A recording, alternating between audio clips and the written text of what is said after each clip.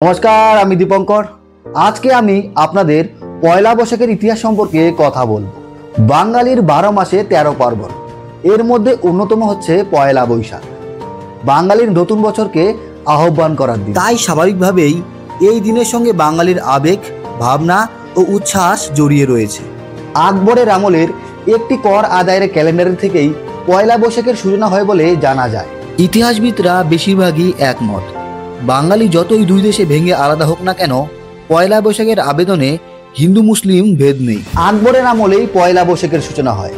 ইতিহাস বলছে এই দিনেই হযরত মুহাম্মদ তার জন্মভূমি মক্কা থেকে মদিনায় আশ্রয় নেয়। এই ঘটনা আরবি ভাষায় হিজরত নামে পরিচিত। এর 963 বছর পর যখন আকবর সিংহাসনে বসেন, তখন এই হযরত মুহাম্মদের স্মৃতি বিজড়িত এই পুণ্য দিনটি পালনের রীতি শুরু হয়। চৈত্র মাসের শেষ দিনটিতে সব প্রজা খাজনা ও শুল্ক পরিশোধ করে দিত। বৈশাখের প্রথম দিন হতো উৎসব। শোনা যায় বাংলার নবাব মুর্শিদ কুলি খাঁ জমিদারদের উপর নবাবী রাখার জন্য বৈশাখে পূর্ণাহ প্রথা চালু করেন। এই বিশেষ দিনটিতে জমিদাররা নৌকায় চেপে দামি দামি উপঢৌকন নিয়ে মুর্শিদাবাদে আসতেন। তারপর নবাবের দরবারে খাজনা জমা করতেন। সোনার মোহর দিলে নবাব তাদের পদমর্যাদা অনুসারে পাগড়ি, পোশাক, কোমরবন্ধ দান করতেন। মুর্শিদ কুলি খাঁ এই প্রথার নাম পূর্ণাহ দিলেও প্রকৃতপক্ষে এই প্রথা ছিল হালখাতার আরেক রূপ, যা আমরা সবাই জানি।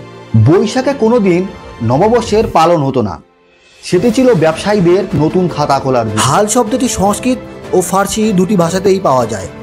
সংস্কৃত হল শব্দের অর্থ হলো লাঙ্গল, তার থেকে বাংলায় এসেছে হাল, আর ফার্সি ভাষায় হাল মানে হলো নতুন। আর এই সময় রাজা, মহারাজা এবং সম্রাটরা প্রজাদের কাছ থেকে কৃষি জমির কর আদায় করত। ভারতে মুঘল সাম্রাজ্য প্রতিষ্ঠার পর সম্রাটরা হিজরি পঞ্জিকা অনুসারে কৃষি পণ্যের খাজনা আদায় করতেন। চাঁদ দেখে হিজরি সন গণনা করা হতো। এদিকে বাংলায় চাষাবাদ হতো সৌর বছরের হিসাব অনুযায়ী। ফলে অসময়ে ও অকালে কৃষি পণ্যের বিপুল খাজনা দিতে গিয়ে সর্বশান্ত হয়ে পড়তেন কৃষকরা। পরবর্তী সময়ে সম্রাট আকবর এসে বাংলা সনের প্রবর্তন করেন। প্রথমে এই সনের নাম ছিল ফসলি সন, পরে বঙ্গাব্দ বা বাংলা বর্ষ নামে পরিচিত লাভ করে।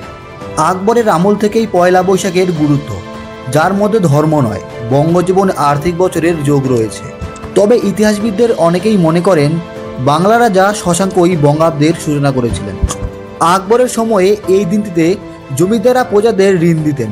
প্রাকৃতিক দুর্যোগ বা অন্য কারণে রাজস্ব জমা করতে না পারলে তা মকুব করে দেওয়া হতো। এই দিনটি ছিল সামাজিক আদান প্রদানের দিন।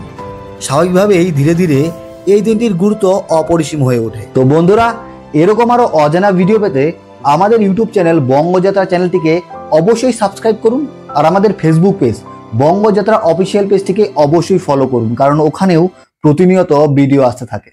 তো দেখা হচ্ছে পরের ভিডিওতে। নমস্কার।